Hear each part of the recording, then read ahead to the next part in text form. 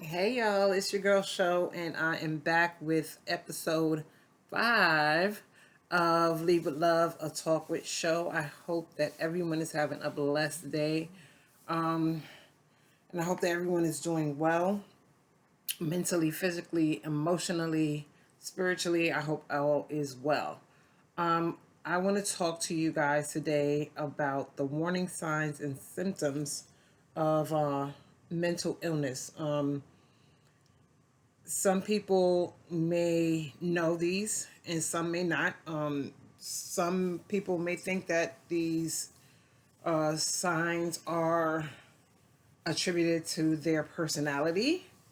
Some of them, or one or two of them, but for the most part, if you are experiencing these symptoms or know someone that you love is experiencing these symptoms or warning signs, yeah, either seek help yourself or talk to them about it and try to get them the help that they need. All right. So it's a few steps. It's a few signs. So number one is excessive worry or fear. Excessive worry or fear. You're constantly worried about what's going to happen.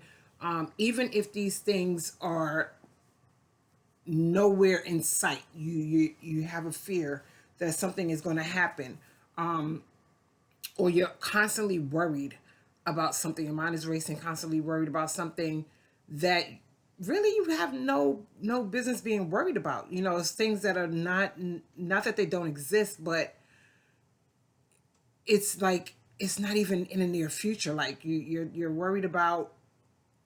You're worried about where I woke up one time at 3 o'clock in the morning, worried about where my birth certificate was. I didn't even need my birth certificate. And I had no need to even pull it out, but it just was like I was worried about not having my birth certificate. It's some things like that that you have no you have no business being worried about it at 3 o'clock in the morning. Where am I going? Where am I going at 3 o'clock in the morning that somebody's gonna ask me for my birth certificate? But yeah, excessive worry or fear. Two is feeling excessively sad or low. We all get down sometimes. We all get down on ourselves sometimes, and we all feel a little under the weather. But if you are feeling like extremely and excessively sad or low, that may be a warning sign, where nothing is making you happy at the moment. Yeah, excessively sad or low. The next one is confused thinking or problems concentrating. We all have about 50,000 things in front of us to do. So the concentration is concentration can be a little hard when you have a lot of things in front of you. But there are times when you know you can walk in a room and not even remember why you went in there. That's happened to me sometimes. Like I can walk in a room and not even remember why I'm there, or I can be thinking of something and I know what I want to say and I know that I just can't get it out. I had a hard time talking. Yeah, I had all these thoughts in my head, but did not know how to convey those thoughts. The next one, number four, is extreme mood changes, especially feelings of euphoria or uncontrollable highs. All right. So extreme mood changes where your mood shifts from being happy to extremely sad, or you have these extreme highs where you feel like nobody could take you off this high. It's almost like I don't want to compare it to drugs because I've never been on drugs, but it's like that high that you get that you're like chasing a high. It's like a euphoria. You just can it's extremely high feeling that you get. Okay, so the next one, number five, is strong feelings of irritability or anger. Oh, what can I say about that one? That one is that happened to me, and it still does to a certain extent, but not as bad. I would get highly irritated, extremely irritated over the littlest things. And anything could set me off. Like I could be fine 1 minute and then the next minute you just say something out the way to me. And it may not even be out the way, but after you think about it, it was nothing. But at that moment, it really pissed me off and my mood would change instantly. Number 6 is you avoid friends and social gatherings. Now, I like to be around my friends and go to social gatherings, but then I'm an introverted extrovert, if that makes sense. Sometimes I have no problem with being in my house by myself. If not by myself, being in my room. That's my safe place. I have no problem. You want to find me if I'm not at work, I'm home. But when you start to avoid the people that you love or your friends or your family that you love and avoid going to gatherings that you would usually partake in, that could be a sign as well. You have no motivation to interact with other people. That could be another one. That could be another sign. 7, changes in your sleep habits. You're either sleeping too much or you're not getting any sleep at all. We should probably sleep about 8 hours of the day at night. If you see that your sleep pattern has changed and you're not getting any sleep at all, probably less than 5 or less hours of sleep, yeah, you might want to, talk to your doctor about that. Maybe you need something to help you sleep longer or stay asleep, or if you sleep too much. When I am in a depressed mode, I tend to sleep a lot. I don't want to get out the bed. I am extremely tired. I'm already tired because I have fibromyalgia and that makes me very exhausted. But on top of that, like I can sleep for 10 hours of the day, 10 hours at night and still feel tired. But when your sleep patterns have changed, that might be a sign to speak to your primary care physician to see what that's about. Difficulty understanding or relating to other people, to people.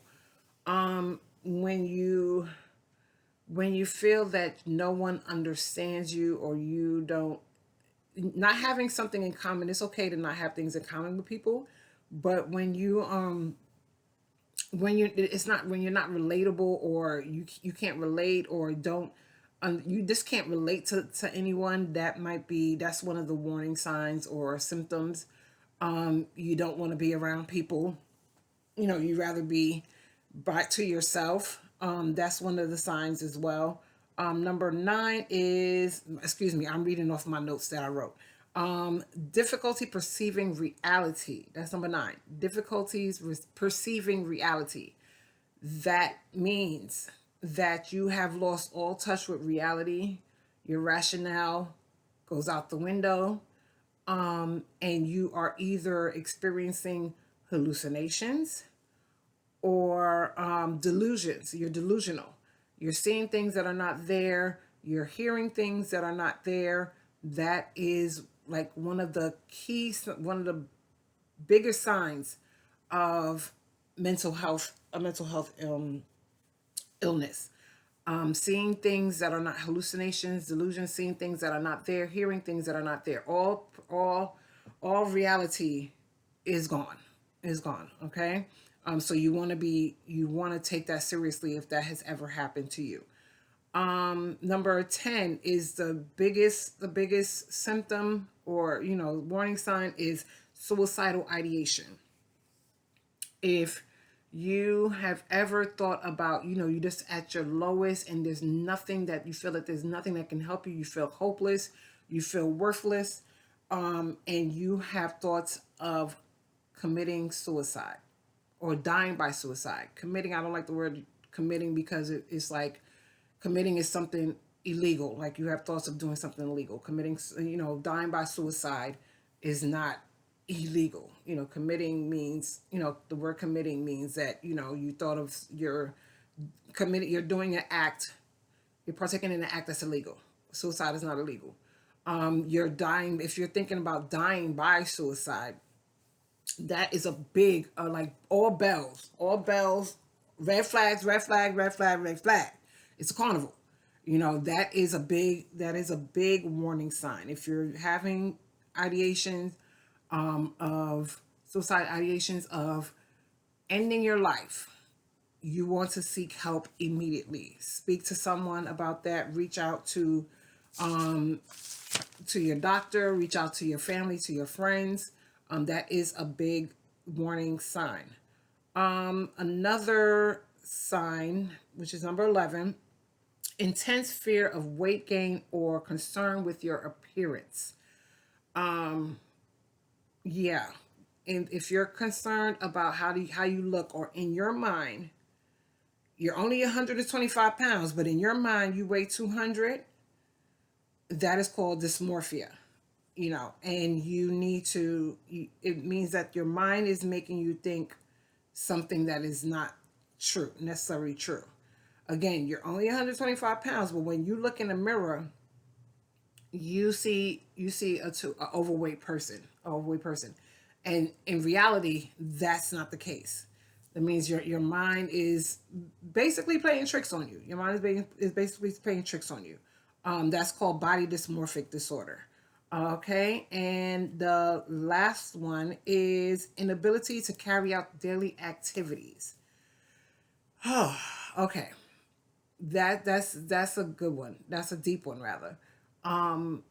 When you are unable to do daily living skills because you just don't have it in you to get out of bed, to brush your teeth, to wash your face, to take a shower, to clean your house, that is definitely a warning sign. Like everything, it takes everything in you to get up out of bed every day and just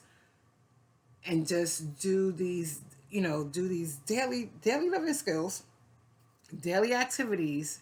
you know that could be a warning sign that something is wrong. um Again, I always talk about myself. I'm trying to be as transparent as possible in this while doing this. um I got so depressed one time, a few months back, that I could not get out of bed. I could not take a shower. It took everything in me to take a shower. And I take about 2, 3 showers a day, you know. But it took everything in me to get out of bed, to get in the shower, to wash my face, to clean my house. And if anyone knows me, I like my house to be kept a certain way. So when my house wasn't up to par and my house was looking crazy, I was like, no, you gotta snap out of it. It's not easy to snap out of it, I'm telling you now. But I said to myself one day, and my son Michael was with me, and I was like, yeah, one, I gotta. This is not good. This is getting bad. This is getting bad. I will come home from work, take a shower or not, get in my night clothes, get in the bed, and put the covers over my head. And I would get home from work about 5 o'clock. So, but from 5 o'clock, and I'm going to sleep at 5 o'clock, or just laying in my bed watching TV, or the TV's watching me rather. It could get crazy. It gets very crazy, and that is a good sign that something can be wrong when you just have no you just emotionless, like you just don't have any want to do anything that you would do daily, you would do daily. Yeah, so those are the 12 warning signs and symptoms of mental illness. I just want to let people know that be kind to yourself. Be kind. Be kind to yourself. Show yourself a little grace. Be Love yourself. Show yourself some love. We're not perfect. Nobody's perfect. We can't do everything and be everything to everybody. And sometimes life does take its toll on us. And if you if you see any of these signs, these warning signs or symptoms, or you know you have a loved one and you see this in them, reach out to them. Ask them if they're okay. Ask them if they want to talk. Ask them, ask questions, because a lot of things happen. We don't ask questions. And then when it's all said and done, God forbid someone was to leave this earth, hindsight is always 2020, We always thinking of all these questions that we could have asked. Why wait till then? Ask those questions now. Ask those questions now, especially if you are suffering, or if you see someone that you love that is suffering. Ask questions. Don't be afraid to ask questions, because 9 times out of 10, they are waiting. They are waiting for someone to step in. They are waiting for someone to step in and notice and to help them, because it's not easy. It's not easy. Every day I wake up and I thank God, of course, for allowing me to see another day, but it is not easy. It is not. Every day is a struggle, because the mind is a powerful thing. The mind is a powerful thing. It will make you think things that are not true. It's just a powerful thing. It's just a powerful thing. And I'll touch bases on that, on having a growth mindset, or changing the way you think, because changing the way you think is very important when you suffer from mental illness. It's hard, but it is doable. All right. So I want everyone to think about those 12 warning signs or symptoms. If, like I said before, if you know anybody that may have them, or you have them yourself, reach out to your primary care physician to seek help, or call a mental health hotline. I believe that they changed the number. They changed the number to the mental health crisis line, and it is now 988. So if you are experiencing a mental health crisis, dial 988, and they will connect you to someone that can help you. Okay. So those are the 12 signs of mental health illness, or symptoms of mental health illness. I hope that you take away from it and just keep those in the back of your mind, just in case you may see them in yourself or somebody else. But yeah, I hope this was helpful. And in everything you do, remember, lead with love. Be kind to yourself, people. Love yourself. Okay? Show yourself some grace. Love you guys. Bye.